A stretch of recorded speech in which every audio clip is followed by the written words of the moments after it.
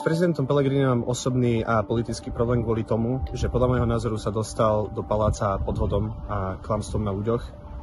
Tvrdil okrem evergreenových populistických sľubov o lacných potravinách a lacnom plyne, ktoré sa opakujú v podstate každé voľby pri každej populistickej politickej osobnosti, obvinil protikandidáta svojho z toho, že nás pošle do vojny v Ukrajine, ktorá sa nás netýka. Nikdy by nás do nej neposlal.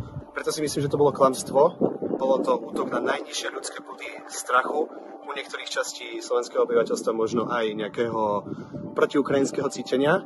A nemyslím si, že by bolo správne teda s takýmto človekom si podávať ruku, respektíve sa s ním asociovať, pretože s ním hrubo nesúhlasím a myslím si, že je podvodník a klamár.